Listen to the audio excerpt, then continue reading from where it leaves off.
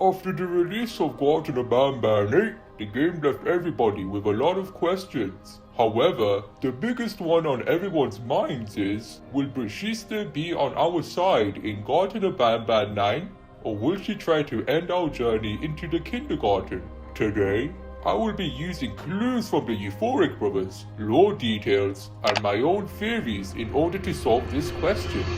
Just you, yeah, you gotta watch it. Just you, it's such for baby news. Have you played Garten of Banban 8? If you have, you would have seen the insane ending. After we witnessed their fight between Hellish Flambeau and Hellish Banban, we are asked to leave the bay. Once we do, we meet Brushista, who gives us some dialogue before ending the chapter. We cannot see the model, as it only shows her tail before vanishing into the darkness. If you didn't know, Brushista is a yellow anteater with a blue tongue, blue hat, and blue tail in the shape of a paintbrush. If you didn't know, the Euphoric Brothers, Euphoric Faris and Geppo used a paintbrush tool to make the art in Banban. Banban, Jumbo Josh, Slow Celine, Stinger Flynn, or Peter Bird are all made using a paintbrush in a digital software.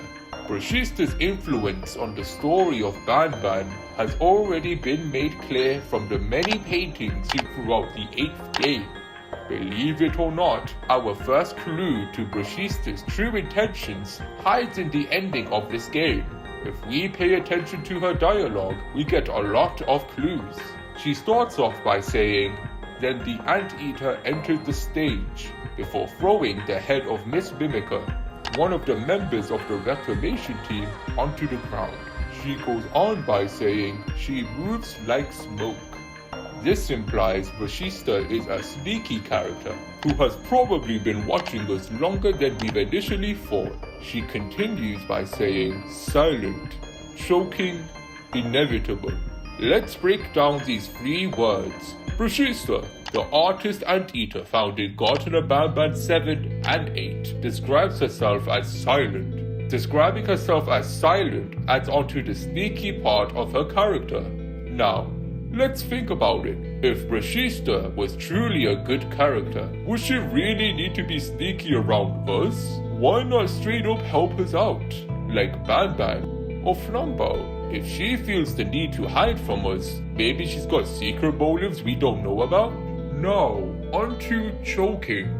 Choking is a very harsh word, I'd say. It's mainly associated with death and the loss of oxygen. Not a lot of people know this fact, but when you lose oxygen, you die. Brushista describing herself with this word implies her presence is deadly, which once again sways her into being an evil character, rather than a good one. I mean, the fact she uses Miss Mimica's head as a lure already shows the part of her ruthless character. What do you guys think? Let me know in the comments. Finally, we have the word inevitable.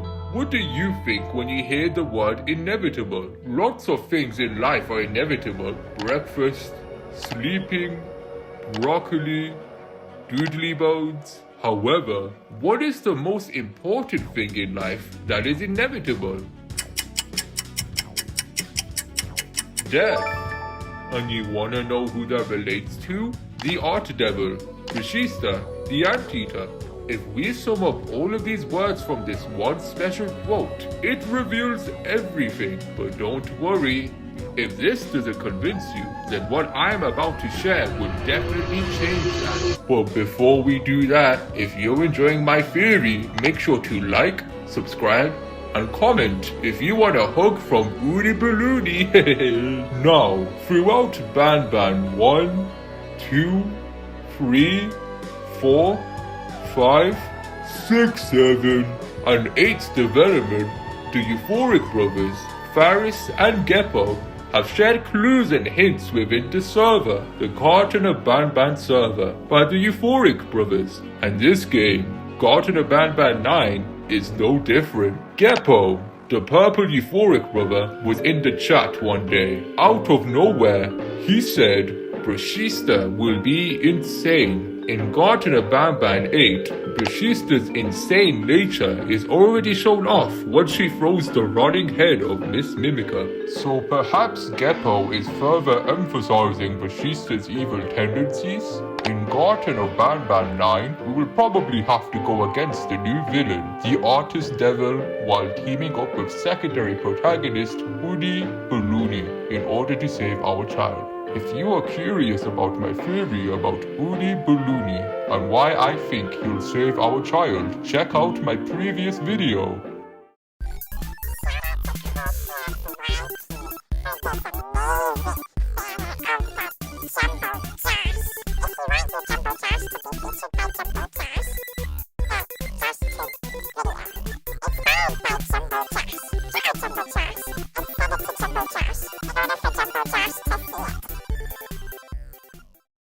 Now, there is one more point I need to make. It's important, okay? Important. Earlier today, I had decided to look around the Discord server's channels to find any additional clues. This was until I decided to check the info channel to see if there were any other sources I could look into. This was when I noticed the merch link didn't line up with what it would usually look like. So I decided to investigate.